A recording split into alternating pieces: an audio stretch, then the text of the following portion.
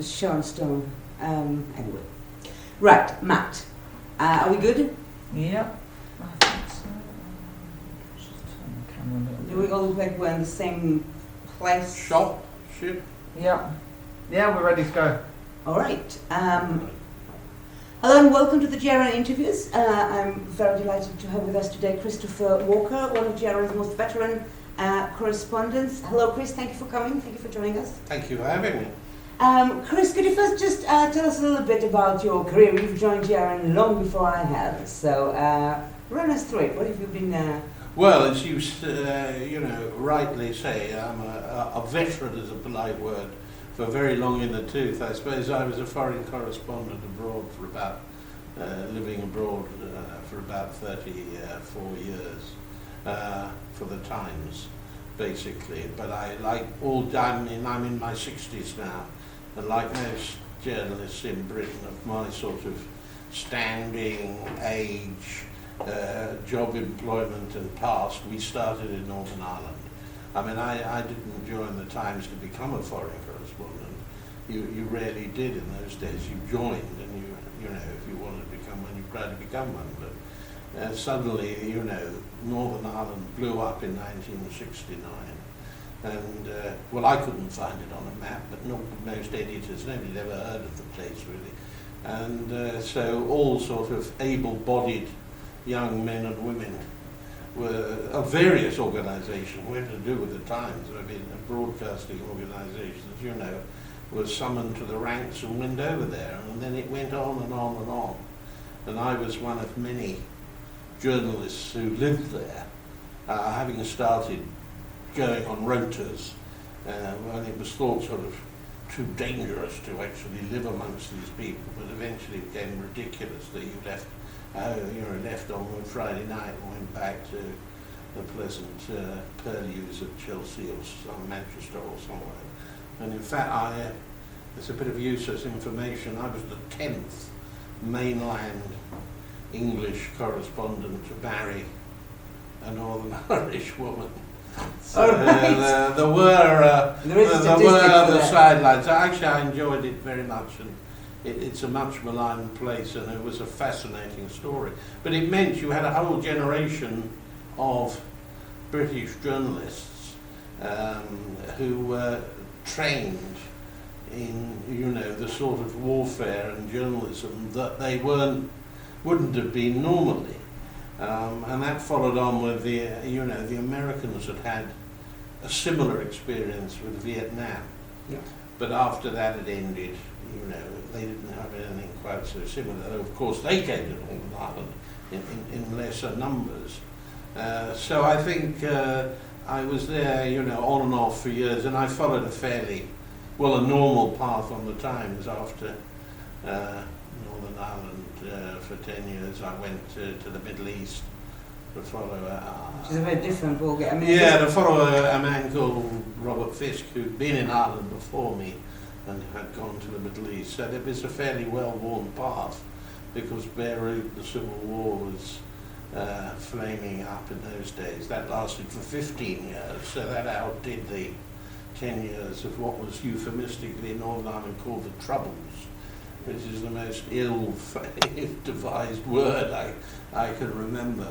And then from there onwards, I stayed in the Middle East. A lot of journalists tended to, I suppose they did eventually emotionally side with one side or the other, the Jews or the Israelis. But I did both. I lived in Jerusalem for a long time. Both my children were born in Jerusalem. That they don't have a drop of Jewish or Arab blood in them. One of them is now based in the Gulf has some problems in explaining to the security authorities in the UAE and Saudi Arabia, but he says he's glad that he was born, the right side of Jerusalem. And after that, I went to live in Cairo for 6 years. And from Cairo I travelled through, I think there are 22 member countries of the Arab League. One of them being Palestine, so 21 countries and another member So I travelled and worked in most of those. And in those days, I mean, you have to remember really back now and pinch yourself, there was so much more money floating about journalism. There wasn't the communications in any respect like there is now. I mean, I can remember when I was in Afghanistan, instead of picking up a mobile satellite telephone. What year was that? We used to, I was there when the Russians were there because I went on after Cairo. After Cairo I went to Moscow, and we used to be able to get a visa to go to Afghanistan when the Russians occupied, which nobody else, other journalists couldn't. So that's the 1980s, was it? Yeah, that was in the 80s, yeah, from 80, I was there in the 80s. But I can remember having to file a copy on a blind telex, which means you can't see anything but the holes that are being punched in the paper by the telex machine. And there was only 2 telex lines then in Afghanistan. Their numbers were Kabul 1 and Kabul 2. And the telex operator only ever operated when foreign journalists arrived. And the trouble is that they all wanted to butter him up and make sure he sent their copy, if possible, rather than anybody else's.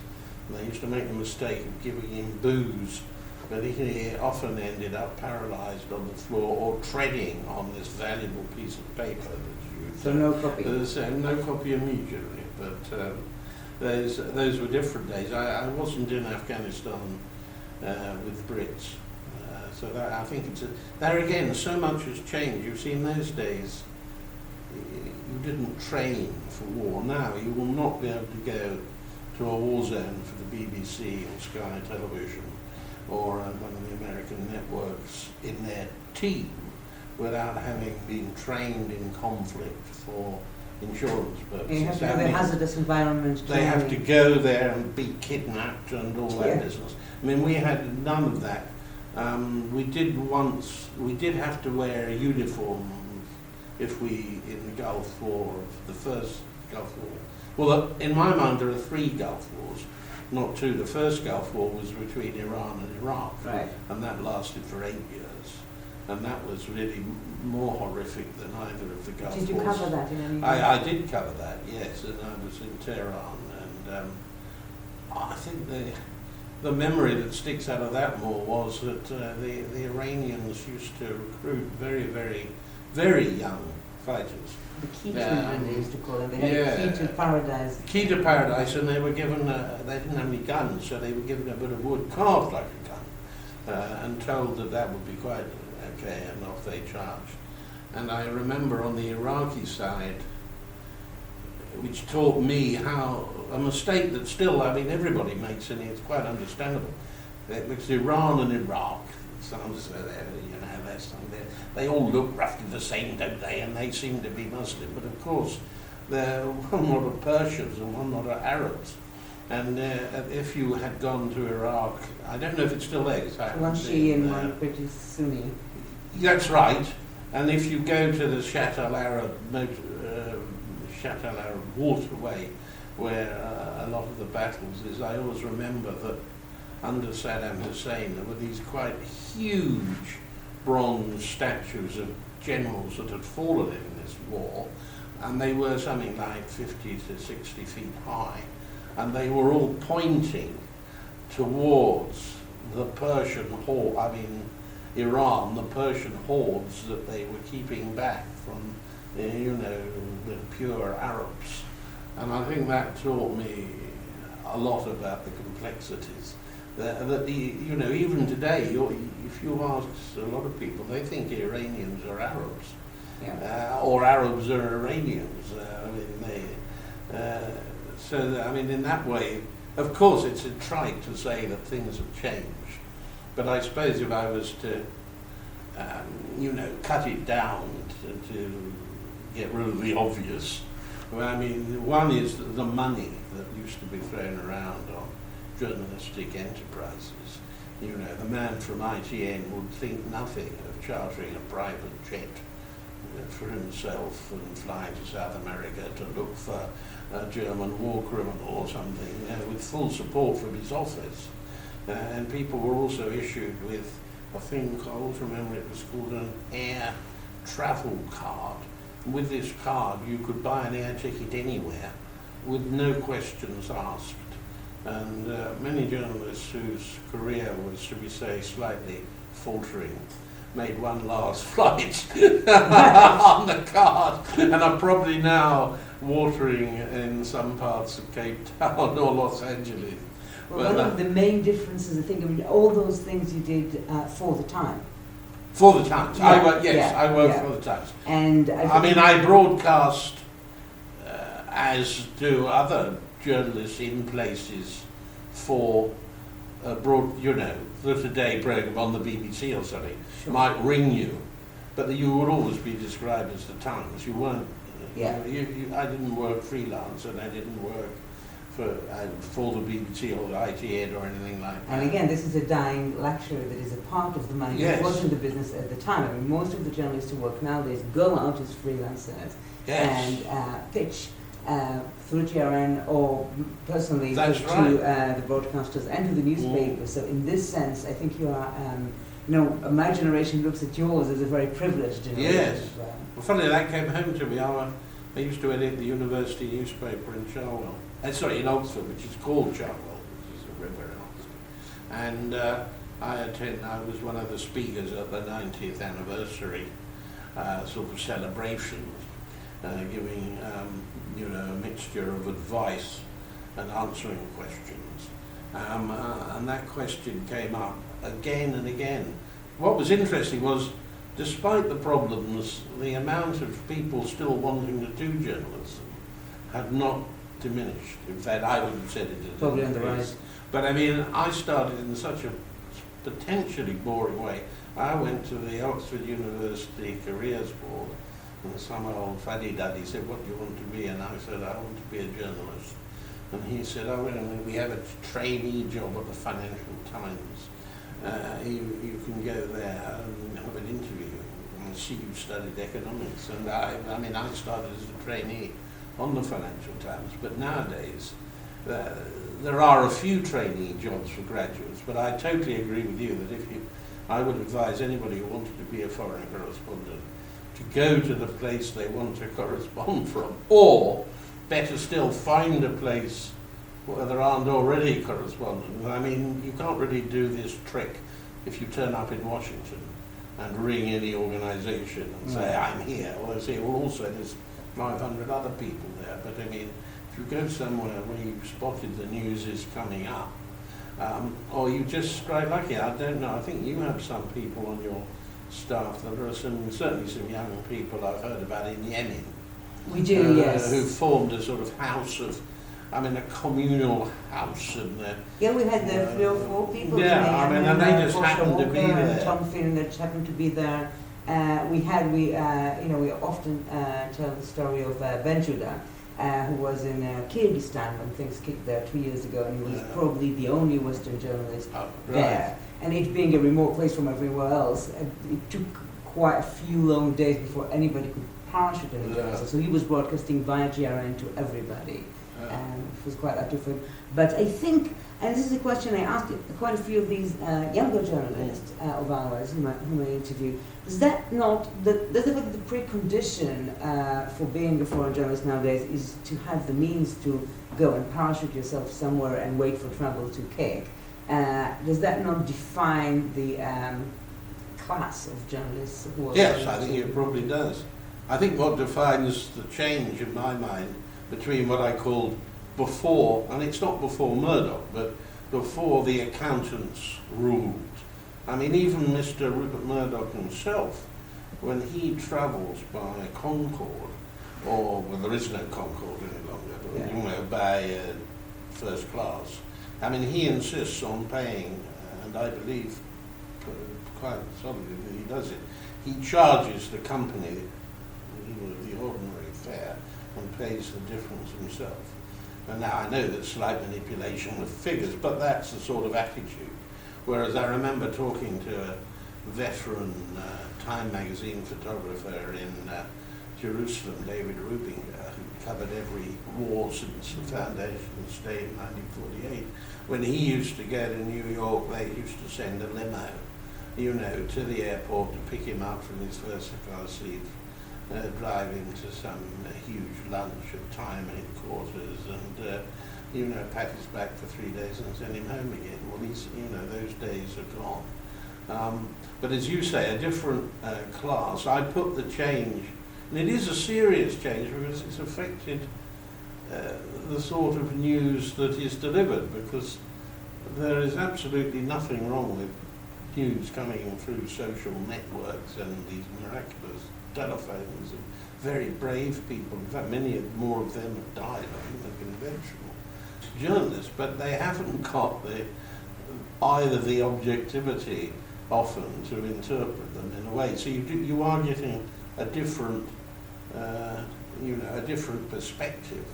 I know it was very interesting recently because the BBC is always under huge threat from Arab and Jewish lobbies one way or you can't get it right. I always said when you were in the Middle East, if you got an equal number of rude phone calls from either side, you were spot on. But Jeremy Bowen, as their very experienced Middle East editor, was taken up in an official report that was submitted to Parliament fairly recently, saying, he must settle in the middle somewhere and interpret, not constantly be on the ground, or try to be on the ground, because, this on-the-ground news needs interpretation. So in that way, things have changed. It's the pace, it's the leisurely look back of the people that you will never see the like of again, like the BBC's Charles Wheeler, who had time and the space to reflect on a country rather than an event. But I mean, that's quibbling to an extent. I mean, everything's bound to change. But I certainly know in my family's experience, I still keep the letter. Sometimes my wife and I laugh about this yellowing document which came for just soon after Murdoch had taken over the Times, which said that our foreign correspondents will no longer have their nannies' return flights played by the newspaper. But I still remember in the, I think, late 80s, early 90s that there were bureaus. I mean, in Jerusalem there are still bureaus because it's a big one. But there were bureaus and there were... But not so many. I remember I used to have an office in the Time Bureau, the American.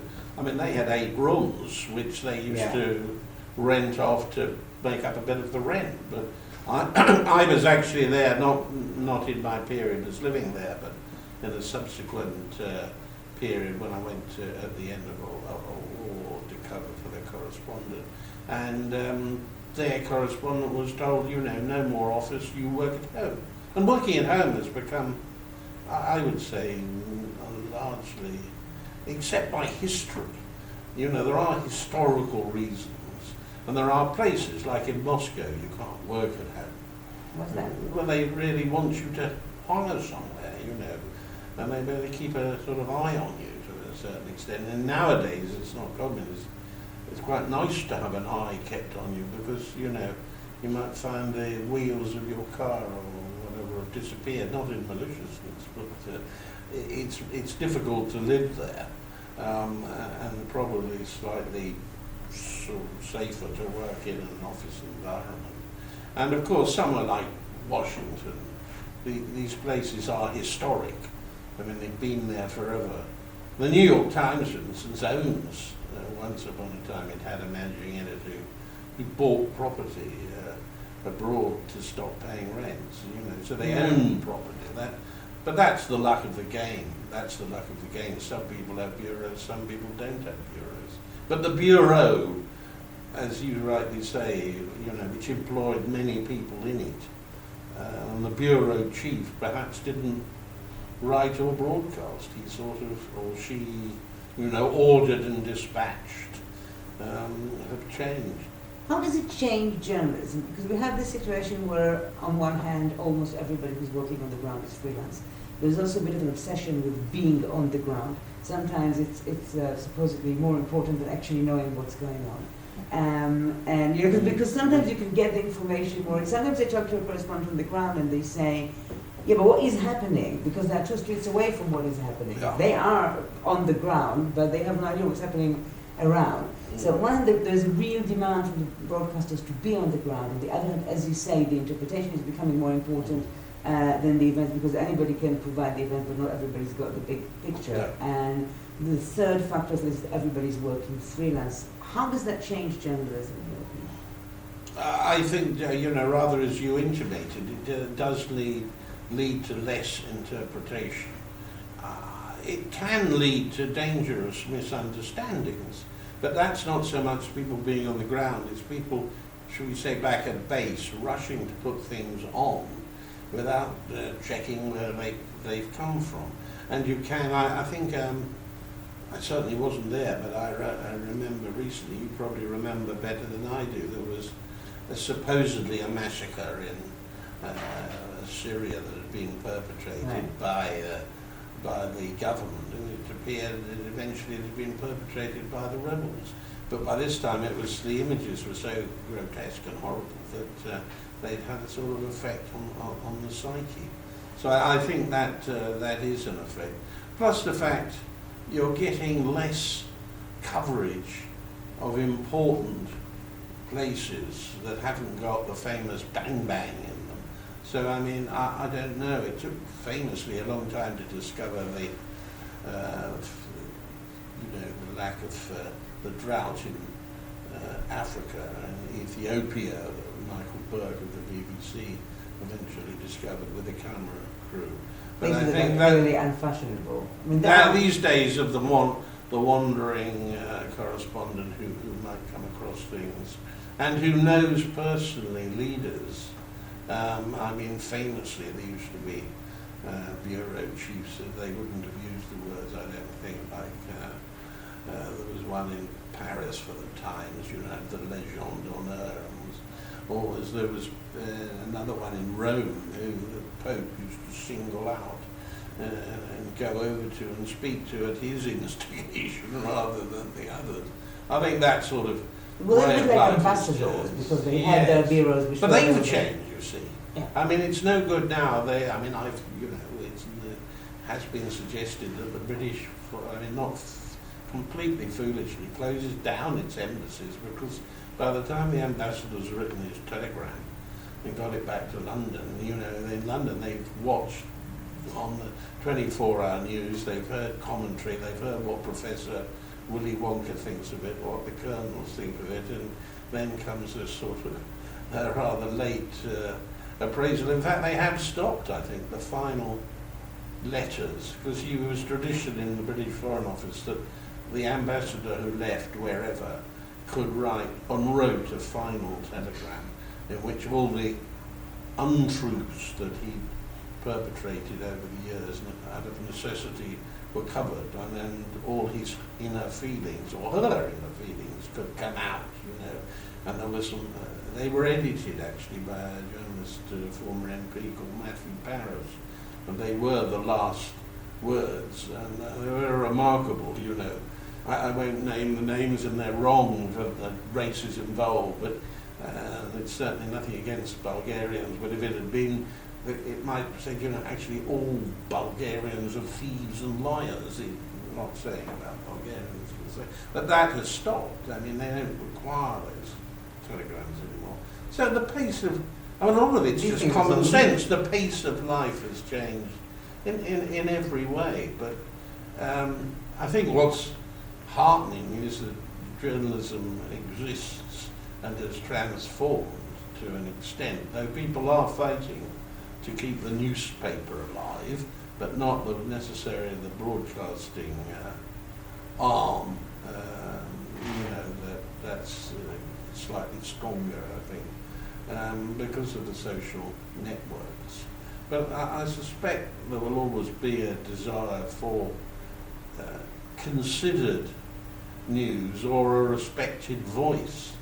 I mean, there are voices that are Alistair Cook, perhaps the classic in America. Letters Authority, from a America. voice of authority. Yeah, and people would listen, to Alistair Cook, whether he'd worked for the BBC, the ITN, or, Fox Broadcasting. Perhaps that's a different one as well, because that does take a particularly distinctive attitude. I suppose it isn't a question that's slightly of old school, but you yourself have slightly straddled the line, and you're aware of what old journalism, shall we call it that, was like. And you must have seen the change. You particularly were talking about freelancers. I'm not aware, from my position, how many people are freelancers. You probably know. Well, a lot of a growing number of which, I've been with GRN for 6 years, and I've seen a change where, from a situation where most of our journalists were people who were working for newspapers, broadsheets, and so on. We're getting more and more correspondents whose main experience is being freelance completely, and they don't work for those. Not all of them, but a growing number. Normally, the new ones that come in more and more tend to be freelancers, and it really looks like jobs in journalism, secure jobs in journalism, no longer exist or will not be existing for much longer.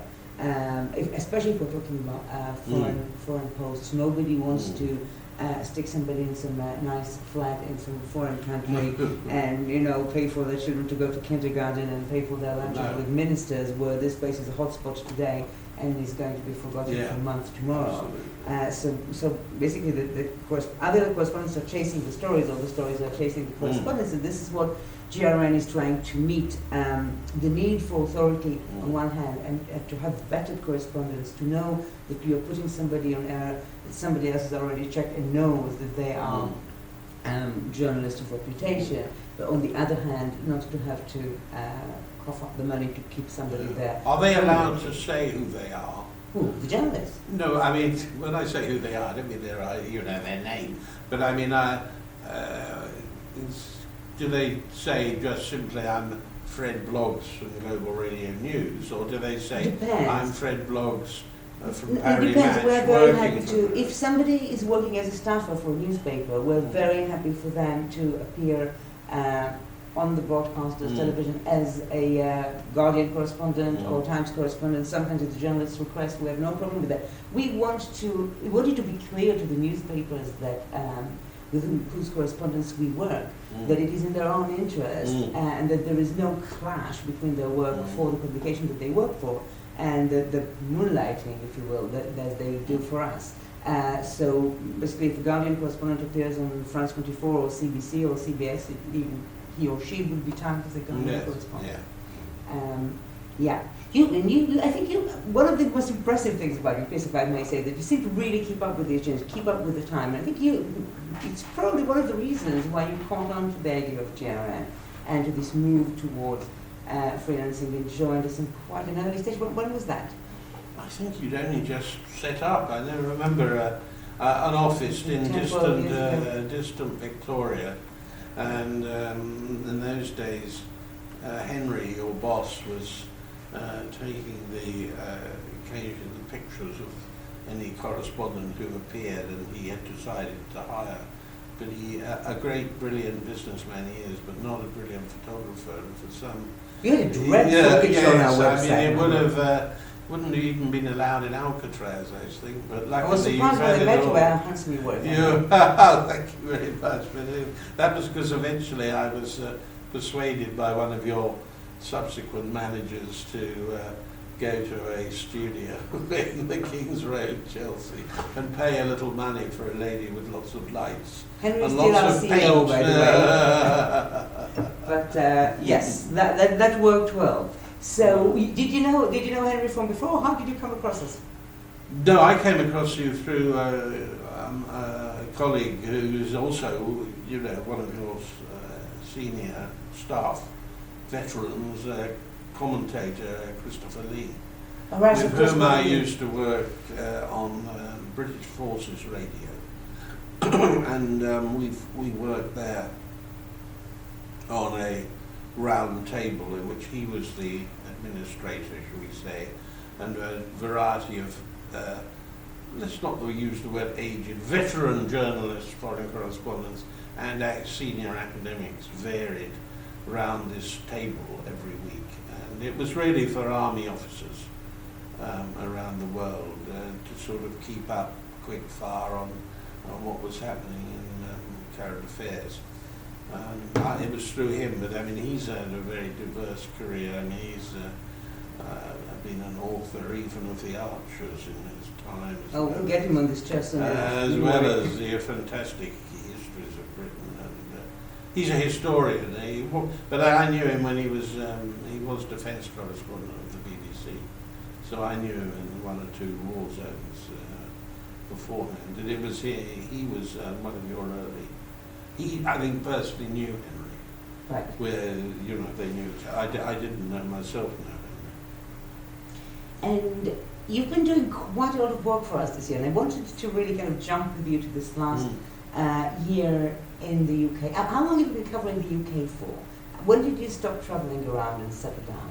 Oh, I see. But most of the time with you, I've been covering the UK because I left the Times and I retreated back to my home and office in London and started to work from here. But I mean, I think I was prepared to let the younger. There is a time when it's rather undignified to be chasing bullets, especially when you can't even chase a bus. So most of my time with you, I cover abroad in commentaries and such like in writings, but for broadcasting mostly UK. But this year, funny enough, most, and there are very different reasons, work I've done for you in connection of sort of time and hours employed and such like, is all being connected with the Olympic Games. Right. Because when that tragic occasion when we won the Olympics in 2005, and the next day those bombs went off all over London when the terrorists decided to let their view know. It was one of those times when there was a huge summit on, and all the foreign broadcasters were trapped up at Glen Eagles, which is a golf course and estate in Scotland, where they'd all gone to attend a G8 or a G20 summit. So none of them were in London. The big operators in America, and I remember having an open line, via you of course, to Fox News for I think 10 hours, which was involved one or two breaks for the calls of nature, but and that was 2005. Now this year has been, I was glad to say, the much happier story of the Olympics having taken place, those very Olympics that led to the bombs. And this time, I mean, there's been a massive security, whether it's chicken or egg. So far, we're in the Paralympic period now, but there hasn't been any outright terrorism. So it's been a more, as I said, there's a lot of interest in the process of the story. And in a way, it was a classic sort of fairy tale in that, it started with gloom and doom. Then the rains poured down, and we had the worst rainfall in Britain in 100 years in July. The place was awash with rain and with the failed companies who hadn't provided security then, plus, the usual gloom sayers who don't like Olympics. Quite a lot of residents of London thought their lives were going to become miserable and thought that they were being made to pay for them and by their taxes. So that was one period. Then we moved into the period where there was interest because they got going and they appeared to pick up after, a quite spectacular opening ceremony, which actually somehow or other did affect world enthusiasm. And there was something that in my experience rarely happens. It actually lived up to the hype. What were about the it. actually the hype was the hype was that it was going to be horrible, and then suddenly it was so spectacular. What take did you find that the clients, the foreign broadcasters, found so fascinating about this whole development of this move from doom and gloom to the ceremony? What interested them? What kind of questions were they having about the Olympics? Well, I think it was when some of the worst fears didn't arise. The worst probably being that didn't arise was that all the immigration officers at Heathrow Airport were getting on strike on Right. the eve of the games, which would have left everybody stranded in huge queues. So that didn't happen. Then, as I said, the mood set by the opening ceremony. And then when the games got going, the excitement of the individual athletes, and the fact that, it's rather simple, really, the sun came out. And of course, there's a lot of difference. And the little hiccups that, were bound to have been magnified before there was any sport, because,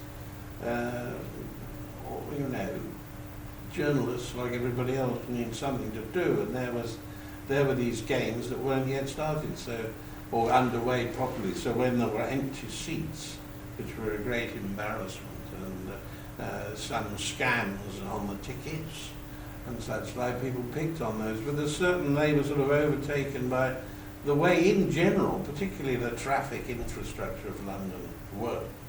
And It's quite amazing, wasn't it? yes, and these lanes, I'd lived in the Soviet Union when it was communist, with the ZIL lanes, which are named after a famous Soviet Russian car in which all the big party bosses used to travel to and from the Kremlin to their dachas in a large lane in the middle of the road, a street called Kutusovsky Prospect, which nobody else could travel in. And in London we had this nickname was applied to the fact that lots of lanes in our traffic were created only for vehicles with Olympic passes and distinctive Olympic logos. There was a feeling there that they weren't all worthy athletes who were anyway living out in their village, but were fat cats and spongers and administrators who were just living the life of Riley and wanted to be in the centre of London at the five-star hotels in Park Often the Lane. case around sports, isn't it? Yes, very much the case, and a pity. But there was one running in about 5 minutes. But even that worked. If somehow or other it worked. And I think I've heard a wonderful phrase from somebody fairly young, not terribly young, but who didn't really, certainly hadn't been around at the time. So now I can see how we won the last war. The Brits, when they pull their fingers out, particularly in anything that involves organisation and ceremonial, seem to have, this comes on, the Jubilee had been a good training for this, the Queen's 60th. Yes, I wanted to ask you about this, because it didn't seem to generate as much international interest as I think No. we'd expected, didn't it? Well, did you do some broadcasting with this? I did some, and I agree with you. And of course, that indeed was, there was a lot of rain involved. And there wasn't, the Queen, it generated interest on the ground, but once you'd seen the pageant down the river and heard the final concert, which wasn't as good, because I think a lot of the acts had been held back for the Olympic concert and act. So, for instance, It's quite a good atmosphere. The weather was nice, and everything seemed to be a yeah, but kind of- it didn't really attract the attention. I suppose, a Jubilee, although there are lots of historic facts, there hadn't been a 60th Diamond Jubilee since Queen Victoria's in 1897 or something. But it was a warm-up, really. It was successful as a warm-up. It invoked enormous admiration for the Queen. Interestingly, did not invoke much of a discussion about monarchy in this country. No. Do you mean in the country or by foreigners? Both. I think if anything, I think foreigners were more interested in, is this the end of monarchy in Britain? But I think in the local media here, generally the atmosphere was not that this thing is being questioned, as opposed to I think during the royal wedding last summer when there was a bit more of an atmosphere of why are we funding this, together with the whole exhilaration and national. I think there is a genuine admiration for the Queen. It has been so long. And for some people, it gave them sort of the opportunity to express patriotism in a way that they haven't had more recently. Plus the fact, I mean, the Queen does not in any way wield power. She wields influence, but not power. And I think people are aware of that. Plus the fact, I mean, one has to remember that there was more interest often shown in her in places like France, where Paris Match magazine, devoted pages and always does to royal gossip. The American network sent huge teams of people in quite preposterous The hats. publics are quite enchanted Yes, by monarchy. yeah. Do you think there is I think in England it was, if you ever thought there was a Republican movement, it was its final death knell. I think there were 250 people gathered in a small protest movement, and rather nastily, but not too brutally, they were shifted off to some distant corner of the docks where alone they waved their flags, and there's a feeling slightly of sour grapes because they do believe, I mean, all right, it didn't generate total interest, but it was sort of a feel-good factor. I mean, it didn't do anybody any harm. Wouldn't you say that there is a distinction in the way the British generally treat the Queen as a person and the monarchy as an institute? Because there's a lot of feeling that monarchy is living on borrowed time, and the borrowed time is the life of Queen Elizabeth II. And that there is a bit of a feeling that we respect the Queen, we don't want to insult the monarchy because we don't want to insult the Queen. But all these generations after her, we're not sure that we want to have this. Is this a foreign reading of the situation? Or is To a certain extent. I mean, there was a lot of gossip at the time of the royal marriage between Prince Wales and Kate that, perhaps we ought to jump a generation because Prince Charles is getting old. His wife is a divorcee. He's never lived down the fact that he's slightly blamed for the bad treatment of Princess Di, who is probably the most charismatic royal who ever set foot on royal territory, as it were. But funny enough, these sort of moments you get over, and he in fact chaired the concert. And he isn't popular, there's no doubt. He's sort of remembered as being a little bit dotty in that he's supposed to talk through his flowers, and he advocates medicine that isn't drug infested and such like. But on the other hand, he's quite often far thinking. But he is also seen to live a rather overdone existence. I mean, having butlers that squeeze their toothpaste onto his brushes and having 6 boiled eggs cooked and eaten in the morning so he can choose which of the 6 he wants to eat. I mean, this sort of details of his private life have not made him popular. But then suddenly he had this, as you said, fairly moving concert, not perhaps the best, but Sir Paul McCartney showing in need of perhaps an injection of monkey gland or something, and not allowed to sing Hey Jude because he had to save that for the closing ceremony of the Olympics. But when Prince Charles referred to the Queen as Mummy in public, there's somehow, it's one of these absolutely symbolic moments. I mean, when you say it now, it doesn't sound perhaps, but for him to speak in front of, I don't know, an audience of billions and speak of Mummy sort of changed the view of him rather as our lone and only Wimbledon tennis. Well, he's an Olympic tennis champion, but he's not yet a Wimbledon tennis champion, Andy Murray, who broke down in tears when he was defeated by Federer. Yeah, what's going on? Are you becoming a mushy nation? Well, he's loathed because one, he's Scottish and not English. Oh, that's right. He's thought to have a very pushy mother, and he's genuinely not charismatic and disliked, and doesn't show his emotions.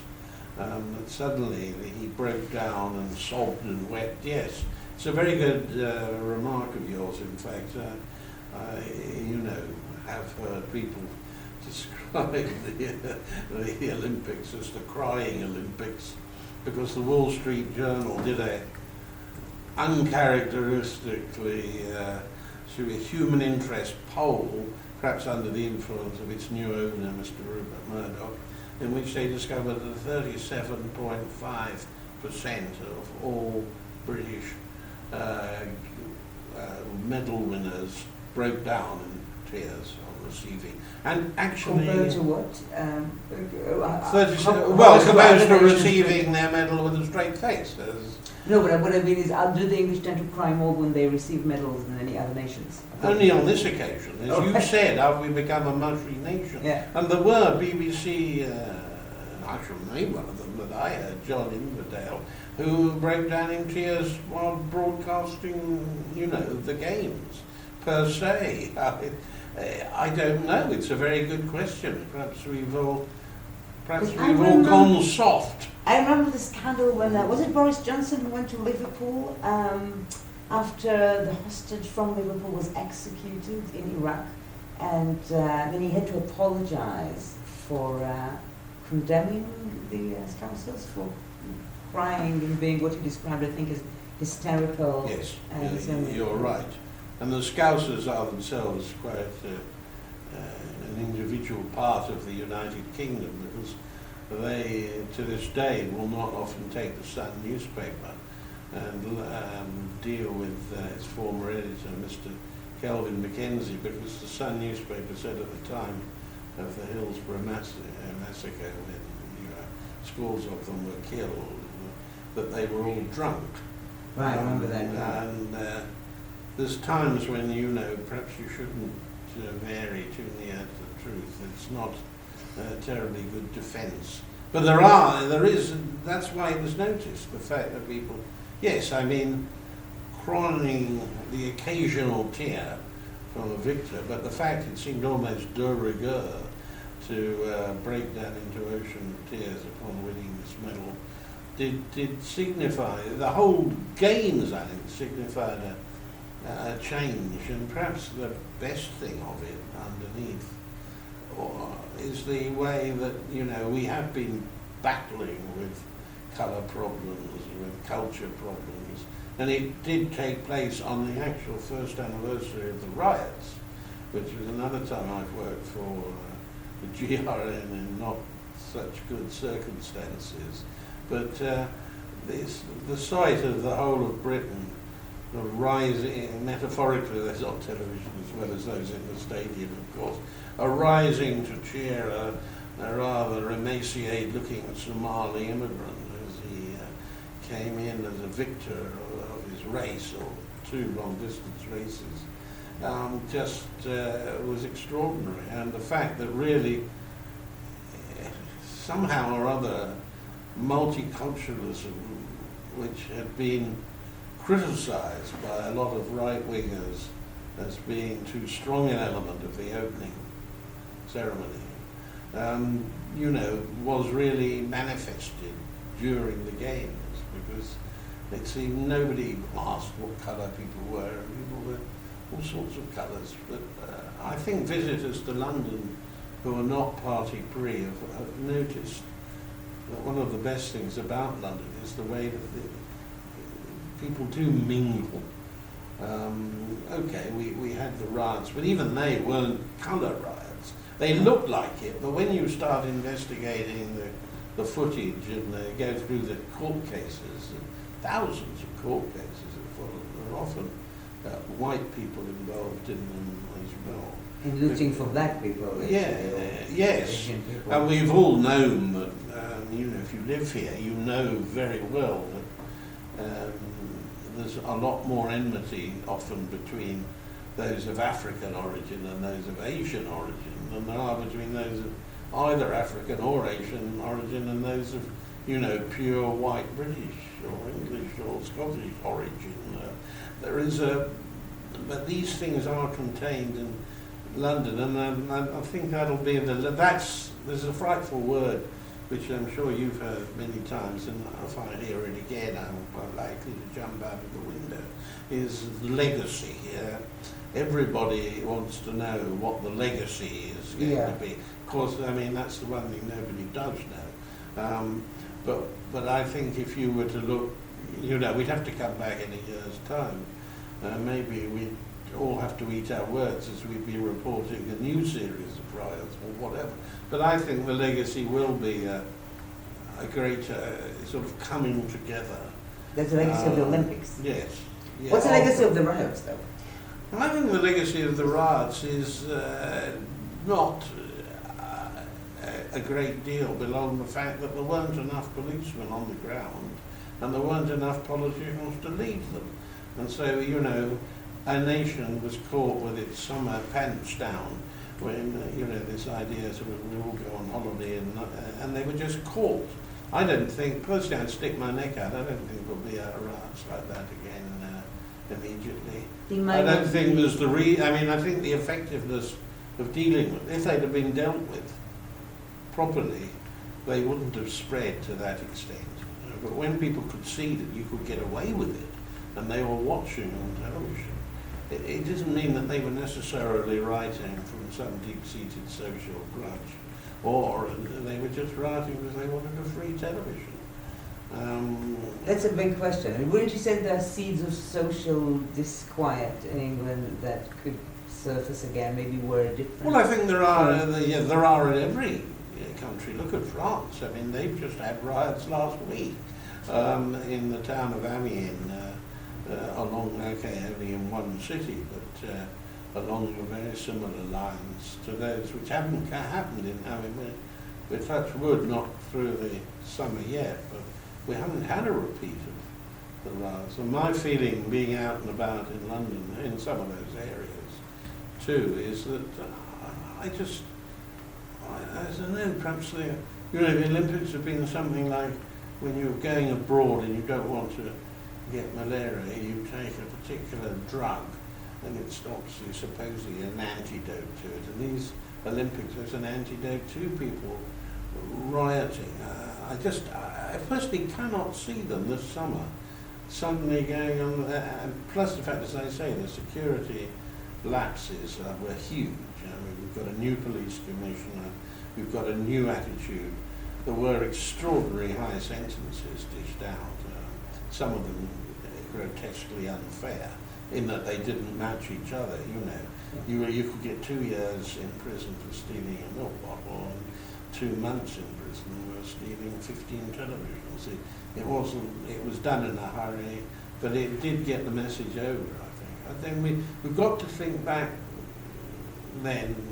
There were too many people jumping on the bandwagon of riots they didn't understand, really, and a lot of them had been nowhere near them, and nowhere near the areas in which they happened, using them, to play one particular grind or another, and I think that was bad. And the game was, I think it was hysterical actually, because what summed up the opening ceremony, which did inspire a lot of limited but a lot of rather ugly right-wing criticism, particularly from a Conservative MP who had the unfortunate past history of having attended a pre-wedding party at which people were wearing Nazi uniforms. So he wasn't, he wasn't Mr. Popular, but he touched a nerve when he said it was lefty, social work. He touched a nerve amongst a section of society. It was an interesting, the choice to Yeah. put the NHS in the centre of the opening ceremony. It was, but I thought we have a very good satirical magazine called Private Eye, which has been running almost as long as I have, 50 years anniversary this year. And they had a marvellous double page, which is they have they're spoof, they're not real letter writers, but one letter writer is called, Sir Herbert Gusset, right-wing, sort of living in the countryside, writing about this grotesque left-wing manifestation, and one reason there were no beds in the hospitals where they're all being put into this show for people to jump on, and such like. And exactly the same length below it was a letter from a resident spoof left-wing critic who's called Dave Spart. Of course, he doesn't exist either, but he's a sort of mixture of Che Guevara and somebody else who's alive, and he was saying this monstrous right-wing show where the Queen, that monarch, was lauded to the sky, was made to appear able to jump out of helicopters. Heroes were made of private assassins like Mr. James Bond, Esquire, and such like. As So you said earlier, this must mean that Danny Boyle did something right. you there. can look, yes. And I think the amazing way which Boris Johnson, who is a fairly oddball Lord Mayor of London and may well be the next Prime Minister of England. Do you think so? I think it's quite possible, yes, because he's extremely popular, and one of these people like Churchill to an lesser extent. I'm not saying he's like Churchill, I haven't finished what I think. Not that he can lead armies of men on the beaches of Dunkirk, but what he can do is appeal to people across the political divide. And you have a lot of, the fact he was voted in again as mayor, and a very narrow margin, though. His popularity is on a decline, maybe not a decline. well, a huge jump as a result of the Olympics.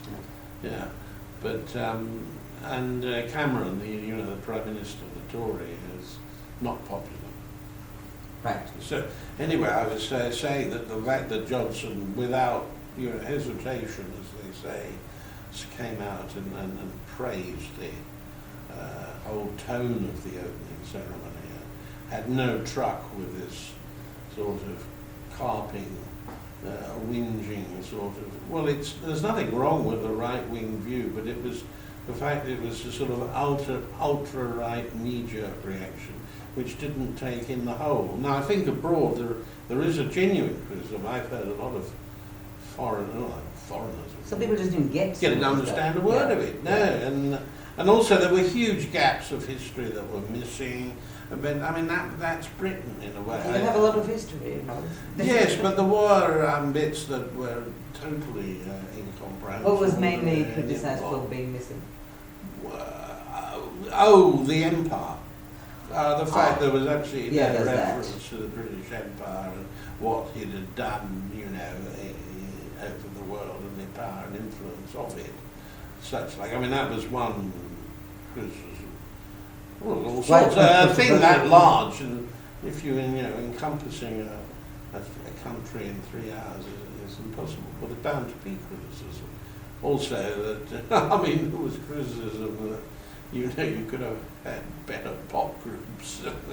Where were the Rolling Stones? It's well reported that they were abroad on tax exile and certainly weren't going to come and pay enormous amount of money to show themselves. Maybe it was time for some amnesty.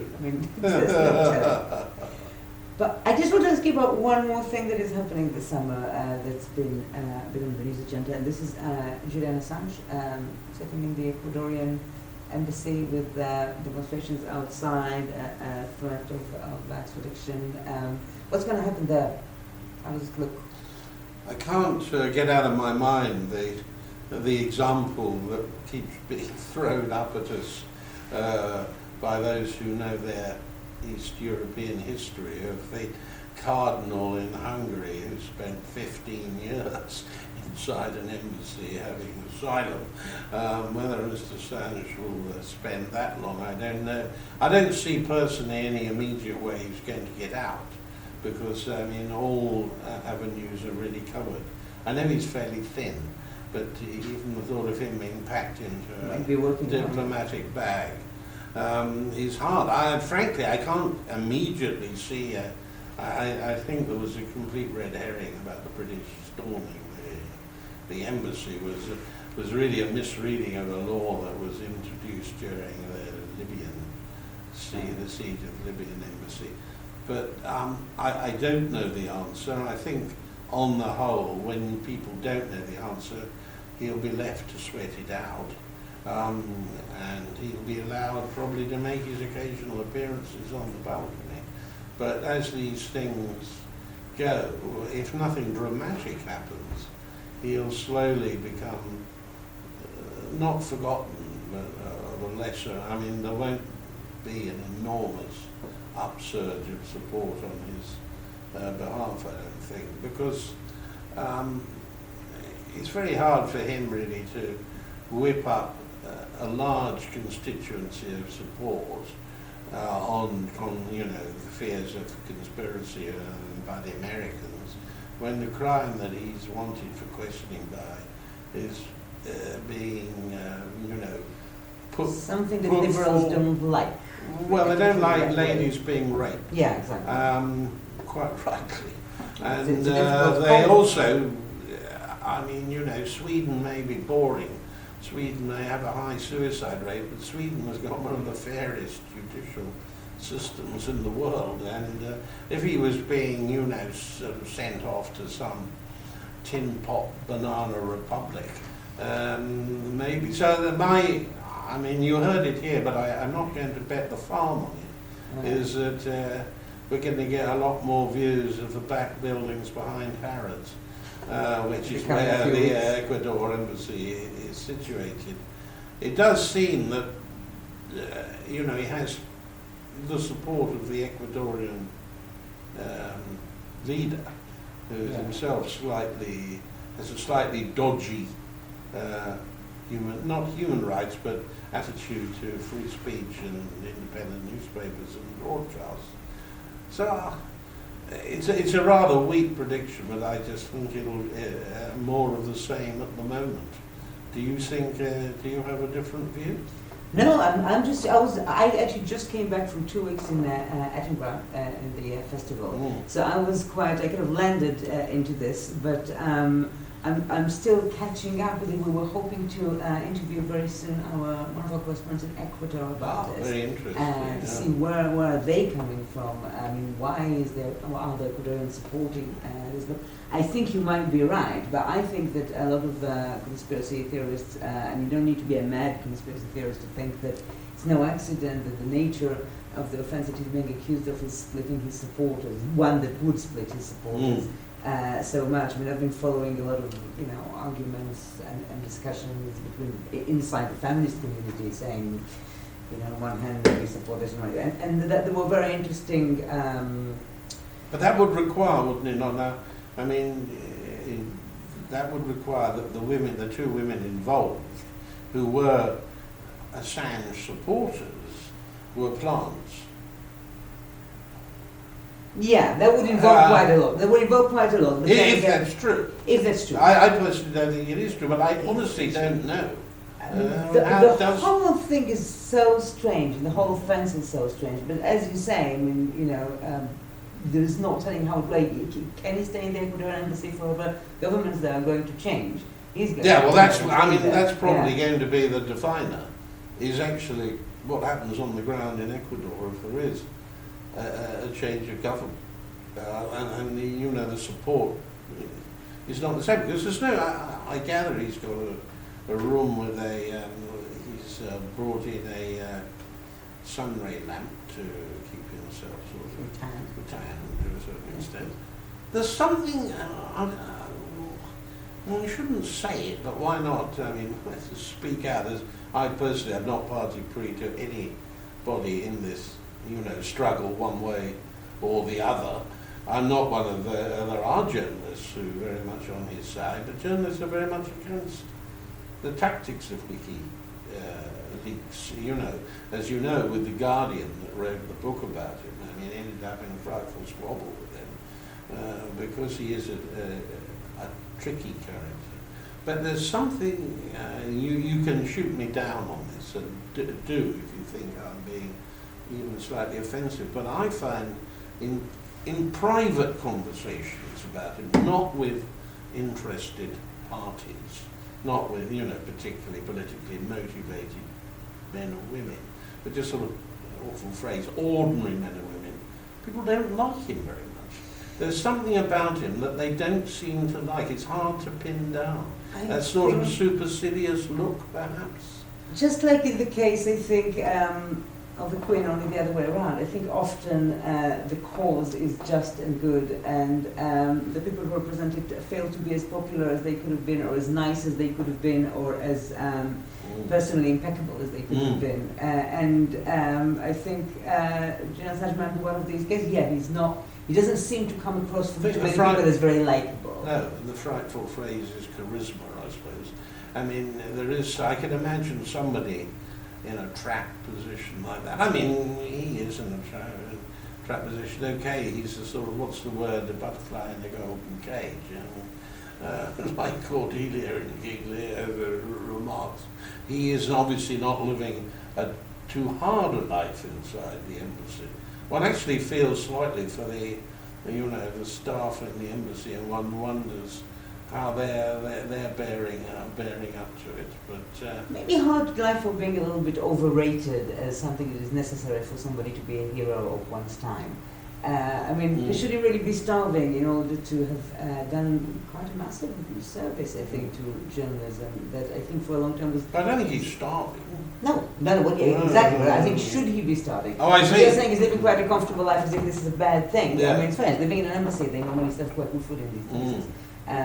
But is that in itself a condemning evidence? I don't know. It sort of ties up with the whole thing that before he went to the embassy and the incident. He needs actually a good PR man, I think, because where he was, not hiding out in Britain, but sort of staying out, was a huge mansion in the country. In rolling acres. Sort of choosing your friends right, you say? I wouldn't mind being asked for the weekend. Now, I know the man connected with that is connected with the Frontline Club, which is a journalistic club and argument. So,